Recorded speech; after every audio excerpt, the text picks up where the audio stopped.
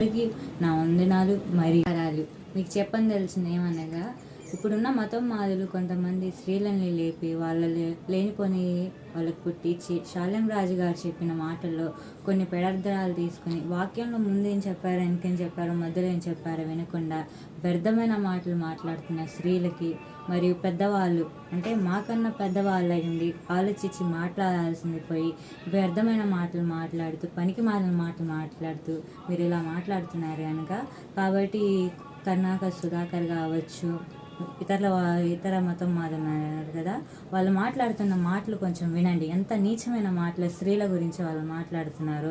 ఫాస్టర్లైన భార్యల్ని అలానే మాట్లాడాలా? మన భారతదేశంలో సంస్కృతి గల దేశం, పద్ధతి గల దేశం మంది. స్త్రీని ఎలా గౌరవించాలో, ఎలా మాట్లాడాలో నేర్పించే దేశం.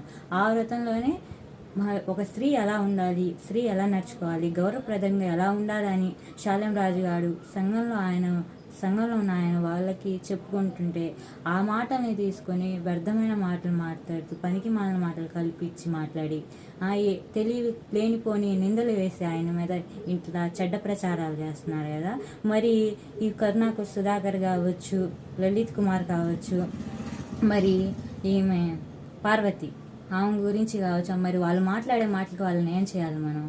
వాళ్ళని కూడా జైలు వేయాలి కదా, వాళ్ళకి కూడా కేసులు పెట్టాలి కదా. మరి మీరేం చేస్తున్నారు? స్త్రీలారా ఆలోచించండి, కొంచెం మహిళా సంఘాలారా కొంచెం ఆలోచించండి, వినండి, కొంచెం ఏది నిజమో ఏది అబద్ధమో గ్రహించి తెలుసుకోండి. ఏదైనా సరే మనం మాట్లాడేటప్పుడు నిజమేదో అబద్ధమేదో తెలుసుకోవాలి కదా. మన భారతదేశంలో ఉన్నదే అది. ఇప్పుడు మన బిడ్డ తప్పు చేస్తుంటే అరే ఇది తప్పురా, ఇది చేయకూడదురా, ఇలా చేయాలి, ఇలా ఉండాలి అని ఒక సొంత తండ్రి బిడ్డలకి నేర్పించుకుంటారు. అలాగే మా ఆత్మీయ తండ్రి అంటే శాలెం రాజు గారు మా సంఘంలో ఉన్న బిడ్డలకి నేర్పించుకుంటున్నారు. పూల గురించి ఆయన ఏం తప్పుడుగా మాట్లాడలేదే, అయినా మీరు ఎందుకు ఇలా ప్రచారాలు చేస్తున్నారు, ఎందుకు ఇలా మాట్లాడుతున్నారు? ఇలా మాట్లాడుతున్నప్పుడు మీరు కొంచెం ఆలోచించాలి కదా. మరి ఇలా సరే భారతదేశంలో స్త్రీల గురించి ఇలా మాట్లాడారని శాలెం రాజు గారు మీద నిందలేశారు. సరే ఆయన మీద అన్నారు.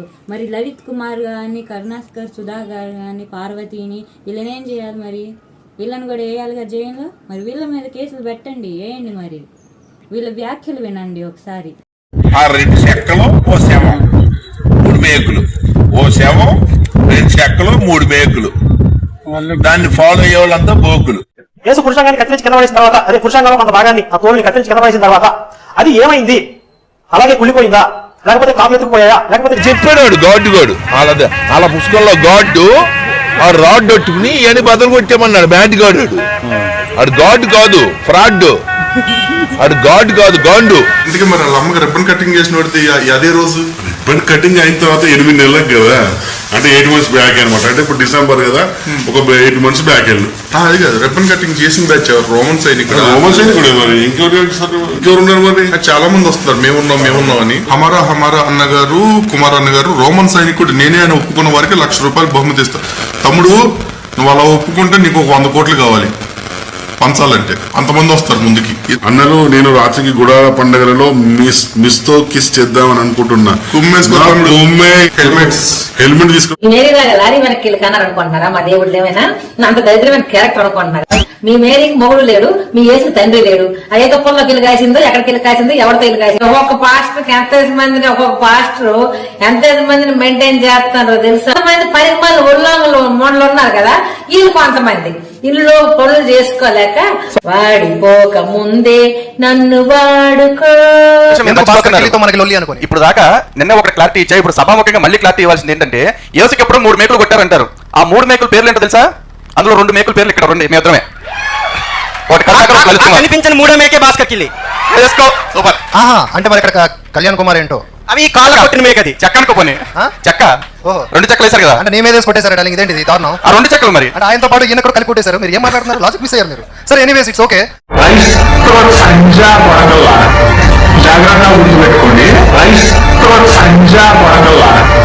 జాగ్రత్తగా గుర్తుపెట్టుకోండి. యెహోవా అనేవాడు దేవుడు ఎట్లయితాడు? వాడు psycho. Jehovah is the psycho God. Bible దేవుడు నా కాలు పట్టుకుని క్షమాపణ చెప్పాలి. క్రైస్తవుల భార్య అన్యుడికి అప్పగిస్తారని చెప్పాడు. చాలా రోజుల నుండి వేచి కనీసం అనంతపురం పాస్టర్ గారి భార్య మీద అప్పగించలేదు. లేకపోతే బైబిల్ దేవుడు వాగ్దానం చేస్తే తప్పడండి. ఏంటన్నా ఆటనే నిలబడి తప్పడు. ఇశ్రాయేలు భార్యను అన్యులకు అప్పగిస్తా అన్నాడు, అప్పగించాడు. ఇప్పుడు అన్యులంటే క్రైస్తవులు కాని వాళ్ళు అన్యుడు అని చెప్పి ప్రచారం చేస్తారు. కాబట్టి ఇప్పుడు వీళ్ళు ఎవరైనా తప్పు చేసినా కూడా అన్యులకు అప్పగిస్తాడు భార్యను కూడా. బైబిల్ దేవుడు డ్యూటీ అదే, ఈ భార్య ఆడి భార్య దగ్గర అటు ఇటు మారుస్తా ఉంటాడు. ఎలా ఎవరైనా ఉన్నాడా కూడా సృష్టిగా ఇక్కడ తయారు చేసిన పరలోకం నుంచి పార్సల్ ఏమైనా వచ్చిందా? ఇక్కడ ఒక మనిషి తయారు చేసిన పుస్తకం.